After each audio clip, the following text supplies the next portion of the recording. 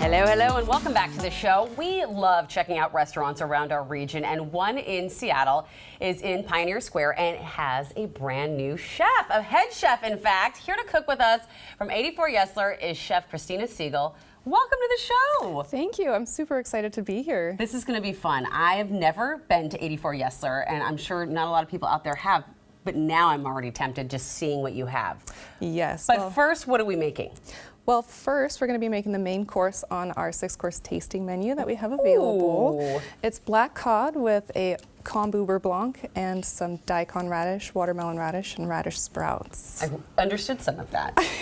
Great. So let's start cooking so I can understand the rest. So what do we got here? So I'm just getting my pan hot to sear off the black cod. Okay. You are going to be making the butter sauce for the ma'am. dish. So all you need to do is slowly whisk in all those pieces of butter. All of this butter? Oh, yeah. Okay, I'm here for that. Is 84 Yesler known for seafood and known for that kind of food? Yes, actually, we are really focused on Pacific Northwest local seafood and products. Okay. We're also really focused on fresh handmade pastas. Oh. So as you can see here. I didn't know that was handmade. Oh yeah, we make all of our pasta from scratch. Oh, Every yummy. day. Yeah. What is the difference when you make pasta from scratch versus buying it from, there's a lot of people in town who make some very good pastas, but what is the difference when you make it from scratch? You just get such a better texture from the pasta. I feel like, when you cook something from dry, it's always a little bit, it's not bad, but fresh is always better in my opinion. What's the difference between frozen fish and fresh fish? Now I keep getting a whiff of miso. What is that?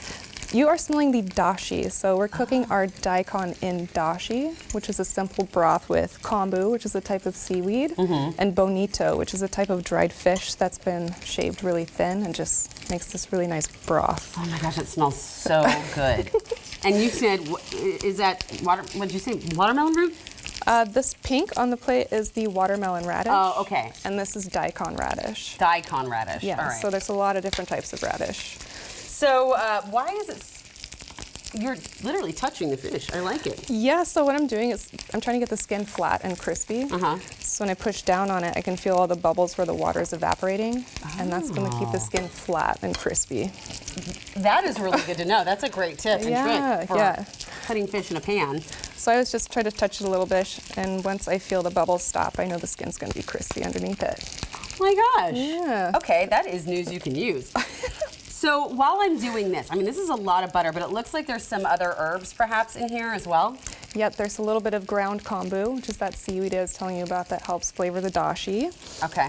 And a little bit of nori, which is the seaweed that gets wrapped around your sushi. Yes. Okay. Yes. Cool. So it's a nice combination of Japanese ingredients and French technique cooking. Interesting. Yeah. I know I already asked you about kind of the other things that you serve at 84 Yesler, but how would you describe the overall cuisine there? We like to call ourselves a kitchen without borders. I like that. So we don't define ourselves by French or Italian or Japanese. We like to kind of be inspired by everything and use what we know the best. This fish is cooking up so beautifully, like right before our eyes, folks. We're looking at were looking at one of those delicious desserts that I am not letting you leave this set without me trying. You said that's a mousse that you make at the restaurant as well? Yes, this is our chocolate dessert right off the menu. Underneath it's like a shortbread cookie, then a layer of dark chocolate mousse, white chocolate mousse, and then it's covered with this shiny, shiny chocolate glaze. And that looks like some cherries over there on there too? And some candied cherries. Oh my goodness. Okay, I've almost got all the butter cooked up here. Perfect. Almost, it's not quite there yet. And I've noticed you were cooking the fish in butter as well. Yes, you can never have too much butter, in my opinion. Once in a while it's okay. It's also kind of browning, it looks like, as you cook it. Is that key in making this? It definitely adds that little nutty flavor that you want in the fish. And basting it just helps it cook from all sides and keeps it really moist. Okay, so you need to kind of, when you're cooking a piece of fish like this, you kind of dedicate your time to it. Right, I like to dedicate my time. Because you've got your sous chef here making the butter sauce. Exactly. So I got you to focus on. I got this. I got this. When you're cooking fish, how long typically? I know you were feeling it for the bubbling to make the crispiness, but overall, how long would you cook a fish? A slice of fish. Excuse me, you just made me snort. A fillet of fish. Yes, a fillet of fish. It depends on the size, the thickness, and the density. So Okay, so it depends on a lot of things, but what color, what are you looking for it to start flaking or? yeah, you start to see the flaking a little bit. Okay. You touch it. There's all these flakes you can see in between here. You can feel it if you poke it with a toothpick. If it goes in clean, it's pretty much done. But Much if like a it's- brownie.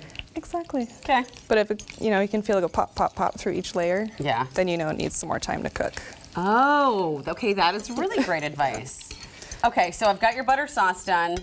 What next? Well, the fish is almost ready. Okay. And then this will be our finished product once the fish is covered. If you want to take a look and try it.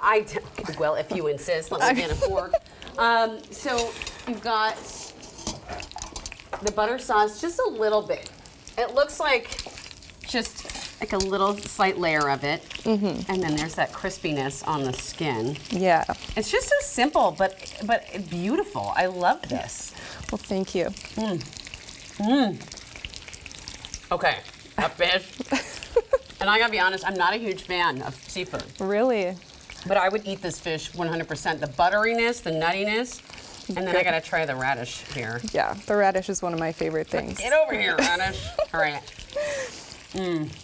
That is really good, and it just tastes really fresh. Exactly. Even on top of all the butter and everything. Okay, that is delicious. Yeah. And since we're here, I might as well try the rest of it, right? I mean, I'm gonna please. sneak behind you. I highly recommend the chocolate dessert. Okay, well, first off, I'm gonna try the handmade pasta. Inside of there is some lobster and clarified butter and fresh herbs. Oh my gosh. There's also like a citrus note. Yeah, the broth in there, it has lemon juice, guajillo peppers. We make it from the bodies of the lobster as well, so it's just lobster broth with okay. lobster.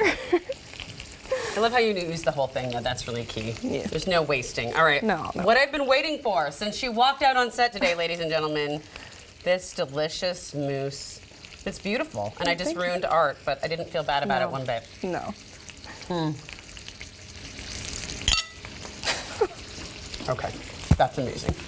That's a thing of beauty. It can make me cry. That is so yummy. All right. Where can people find you, by the way? Where is 84 Yesler specifically? Our address is 84 Yesler Way. Well, what do you know? Yep, we're in the heart of Pioneer Square, right by the ferries, right on the water. So it's a great spot. Thank you so much, Chef Christina. It has been great talking to you. She has shared her recipe for black cod with us, and you can find it right now on New Day's website.